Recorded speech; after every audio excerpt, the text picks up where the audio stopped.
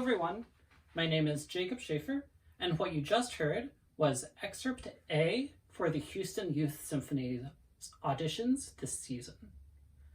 In this video, I'm going to be talking a little bit about the excerpt and giving you some pointers on what to watch out for and how you might approach practicing and preparing this excerpt.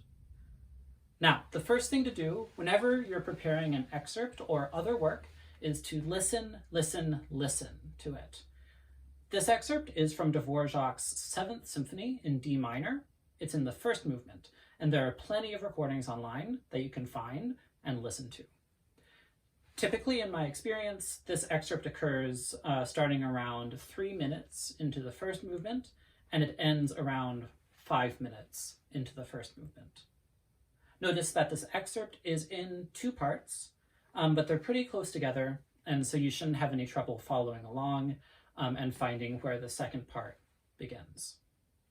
Now, as you're listening to this excerpt, I highly recommend that you follow along in your part. This will help you hear all of the details that occur. Every little thing that happens, it'll be easier for you to hear it as you're following along. And in fact, I recommend that you listen through it several times. Each time you could focus on a different aspect. It might be the notes, pitch and intonation. It might be rhythm, tempo, meter.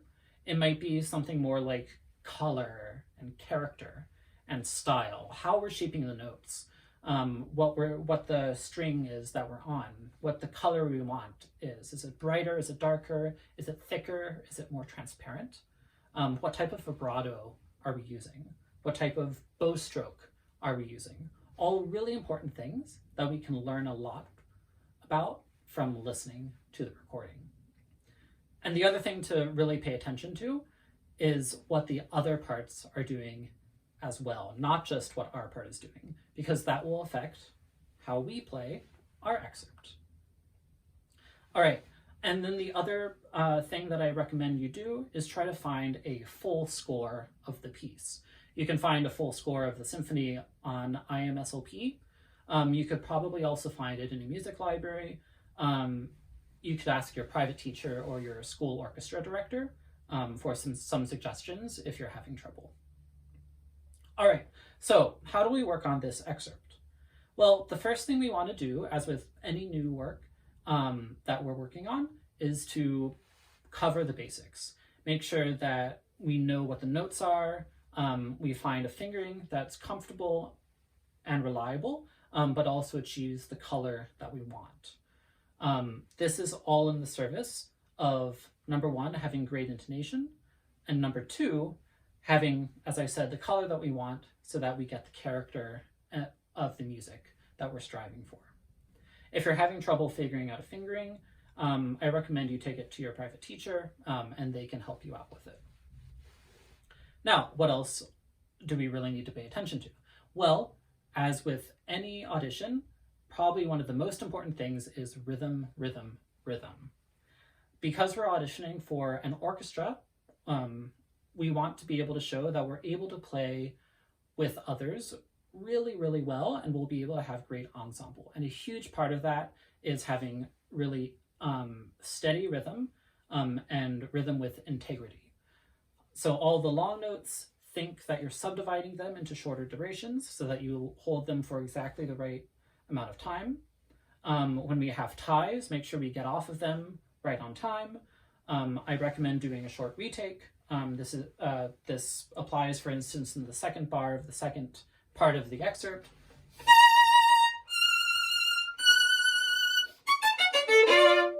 So that we retake that and we get off right on time. Also, when we have faster notes, especially later on in this excerpt, and when it's louder, our tendency probably will be to rush a little bit. And so we want to make sure that we practice this whole excerpt with a metronome to make sure that we're keeping a consistent, steady pulse all throughout. Now, when we practice with the metronome, I highly recommend that you start at a slower, really comfortable tempo so that you can become really comfortable with the fingerings, the notes, the rhythms, the strokes, all of that stuff. And then once you're comfortable at that tempo, bump it up gradually, get comfortable, bump it up even more, get comfortable, keep bumping it up until you finally arrive at the audition tempo of dotted quarter equals 62 to 65. Another note about this excerpt. There are a lot of details within this excerpt that we really want to pay attention to, especially in terms of dynamics and articulations like accents, sforzandos, things like that. We want to make sure that we're making a difference between, for instance, pianissimo and piano, that we make a distinction between forte piano and sforzando and accent. And then, of course, that we have a really dramatic contrast between piano and forte, and then fortissimo as well. This contrast will really help us bring out the different characters of this excerpt. Notice that the first half of the excerpt is generally softer and more lyrical. So we'll probably want to have this singing, expressive character throughout. However, in the second half, it's louder, it's more sharply articulated sometimes, and it's much more exciting. So we'll want to bring out that character as well, while of course keeping our really nice steady tempo and rhythm. A couple suggestions for some of these passages. When we're thinking about intonation, there are a couple of passages that might turn out to be especially tricky. Watch out, for instance, at letter E. This is the third line. Starting here, we have arpeggios that outline major chords. So we want to make sure we really hear those major chords. It starts, for instance, on G major. Then it goes to F major. Then E flat major. Then E flat minor. So make sure you really hear each of those harmonies. Another tricky spot is right at letter G. This is the third from the bottom, third line from the bottom. Here we have G flat major arpeggios.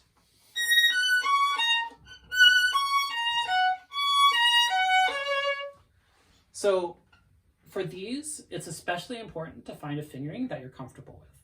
Personally, I just do a different hand frame for each set of 4 16th notes. So basically a 4 on each top note in the set of 4. So what helps me here for the intonation is to find the double stops that are relevant in each position and have them set my hand frame. So for instance, in the first position, I'll be finding the octave, as well as the 6th, and maybe even the 4th. Then in the next one, I'll be finding the octave in the 6th. And then the last one, the octave again, maybe the 6th, 3rd, all of those. And then if you practice, for instance, octave, octave, octave, or 6th, 6th octave or something, that'll help you be more in tune and more reliable when you're playing it faster. Now, some thoughts about whenever we have faster notes. We really want to make sure when we have faster notes that we play them really evenly. To help with this, we can practice it in different ways. I especially recommend doing different rhythms. So for instance, 2 bars before E, we can play it da da da da da, like this.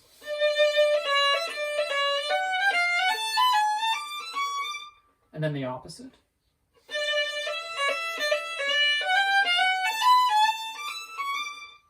And this will help us play it more evenly. We can, whenever we have slurred 16th notes, we also want to make sure that we smooth out all the string crossings, especially at E. This is something to watch out for, so that it's a really smooth lyrical line all throughout. Then, when we have separate 16th notes, in terms of the stroke, we want to make sure that, in this case, since they typically are loud, that it's kind of a heavy brush. So starting at the second part of the excerpt.